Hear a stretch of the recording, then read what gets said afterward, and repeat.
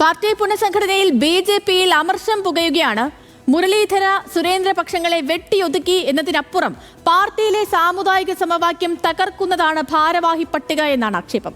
പുതിയ പട്ടികയിൽ 4 പേർ മാത്രമാണ് ഈഴവ വിഭാഗത്തിൽ നിന്നുള്ളത്.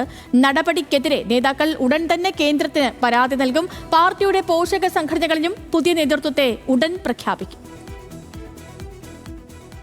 സംസ്ഥാന അധ്യക്ഷൻ രാജീവ് ചന്ദ്രശേഖർ ബിജെപിയെ നായർ ജനതാ പാർട്ടി ആക്കുന്നുവെന്ന് ആക്ഷേപിച്ചാണ് സേവ് ബിജെപി ഫോറം എന്ന പേരിൽ പാർട്ടി ഗ്രൂപ്പുകളിൽ പ്രചാരണം നടക്കുന്നത്.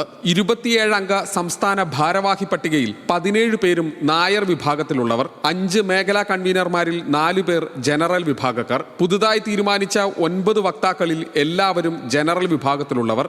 ഇതുവരെ പ്രഖ്യാപിച്ച 41 ചുമതലക്കാരിൽ 28 പേർ നായർ വിഭാഗത്തിലും 2 പേർ നമ്പൂതിരി വിഭാഗത്തിലും ഉൾപ്പെട്ടവർ. ഇതിൽ ആകെയുള്ളത് 4 ഈഴവ വിഭാഗക്കാർ മാത്രം. ഹിന്ദു ഐക്യം വേണമെന്ന് പ്രസംഗിക്കുന്നവർ പാർട്ടിയിൽ അത് കൊണ്ടുവരട്ടെ എന്നാണ് രാജീവ് ചന്ദ്രശേഖർ വിരുദ്ധ പക്ഷത്തിന്റെ വാദം. ഇക്കഴിഞ്ഞ നിയമസഭാ ലോക്സഭാ തെരഞ്ഞെടുപ്പുകളിൽ ബിജെപി മുന്നേറ്റത്തിന് കാരണം ഈഴവ വിഭാഗത്തിന്റെ പിന്തുണയാണെന്നാണ് CPIM-ന്റെ പോലും വിലയിരുത്തൽ. അതായത് 27% വരുന്ന ഈഴവ വോട്ട് ലഭിക്കാതെ അമിത്ഷാ അവകാശപ്പെടുന്ന 2026 ഭരണം എങ്ങനെ നേടുമെന്ന ചോദ്യമാണ് ഉയരുന്നത്. ബിജെപിയെ കരയോഗം കമ്മിറ്റിയാക്കി വരേണ്യ പാർട്ടിയാക്കാനാണ് പുതിയ അധ്യക്ഷന്റെ നീക്കമെന്ന വിമർശനവുമുണ്ട്.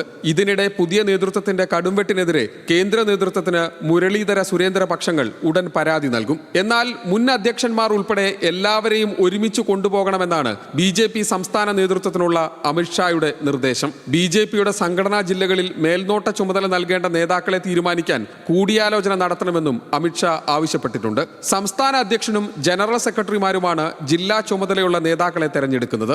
എന്നാൽ മുൻ അധ്യക്ഷന്മാരുടെയും സംസ്ഥാന വൈസ് പ്രസിഡന്റുമാരുടെയും അഭിപ്രായം കൂടി പരിഗണിക്കണമെന്നും നിർദ്ദേശമുണ്ട്. ഇക്കാര്യങ്ങൾ ചർച്ച ചെയ്യാൻ ഈ ആഴ്ച തന്നെ BJPയുടെ സംസ്ഥാന നേതൃയോഗം ചേരും. സംസ്ഥാന BJPയിലെ പുനഃസംഘടനയ്ക്ക് പിന്നാലെ പോഷക സംഘടനകളായ യുവമോർച്ചയിലും മഹിളാ മോർച്ചയിലും പുതിയ നേതൃത്വത്തെ ഉടൻ പ്രഖ്യാപിക്കും. പ്രഫുൽ കൃഷ്ണയും നിവേദിത സുബ്രഹ്മണ്യവും BJP ജില്ലാ പ്രസിഡന്റുമാരായി മാറിയതോടെ പകരം ആളുകളെ തെരഞ്ഞെടുത്തിരുന്നില്ല. സുരേന്ദ്രപക്ഷത്തിന് വലിയ സ്വാധീനമുള്ള പോഷക സംഘടനകളിൽ ഇവരെ മാറ്റി നിർത്തിയാകും പുതിയ നേതൃത്വത്തെ പരിഗണിക്കുക. യുവമോർച്ച സംസ്ഥാന പ്രസിഡന്റായി പാലക്കാട് നിന്നുള്ള KP വരുൺ പ്രസാദ്, മഹിളാ മോർച്ചയുടെ സംസ്ഥാന അധ്യക്ഷയായി കോഴിക്കോട് നിന്നുള്ള നവ്യ ഹരിദാസ് എന്നിവർക്കാണ് മുൻഗണന. RSS നേതൃത്വം അംഗീകരിച്ചാൽ ഇവരെ തന്നെ നേതാക്കളായി പ്രഖ്യാപിക്കുമെന്നാണ് സൂചന. ഇതോടെ സുരേന്ദ്രൻ പക്ഷത്തിന് പോഷക സംഘടനകളിലുള്ള സ്വാധീനം ഇല്ലാതാകും. ന്യൂസ് മലയാളം, തിരുവനന്തപുരം.